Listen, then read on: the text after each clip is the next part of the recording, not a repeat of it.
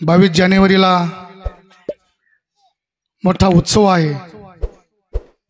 म्हणजे आपल्या हिंदूंसाठी फार एक मोठं पर्वणी आहे। मी सगळ्यांना महिला मंडळ असेल पुरुष मंडळींना विनंती करतो की 22 जानेवारीच्या अगोदर आपले मंदिर, घर, परिसर स्वच्छ करावा।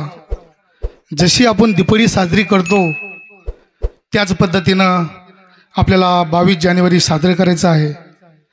त्याचं कारण 14 वर्षे श्रीरामाने वनवास भोगला, त्यानंतर 550 वर्ष हे मंदिर झालं नव्हतं, आमचा रामाला मंदिर नव्हतं, म्हणून आज 550 वर्ष सुद्धा वनवासच भोगावा लागला।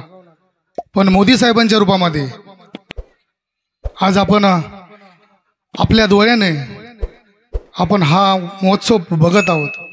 म्हणून सगळ्यांनी काळजी घ्या। सगळे हनुमान मंदिर असेल, तुमच्या परिसरातले मंदिर असतील, ते सगळे स्वच्छ करून घ्या, धुवून घ्या।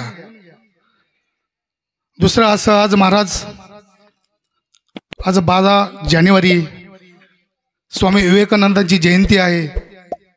त्याचबरोबर आमचे राजमाता जिजाऊ यांची पण जयंती आहे। ज्या मातेनं पोटामध्ये गर्भ असताना संस्कार दिले, म्हणून आज छत्रपतीचं नाव या जगामध्ये आहे। यामध्ये सुद्धा त्याग करावा लागतो।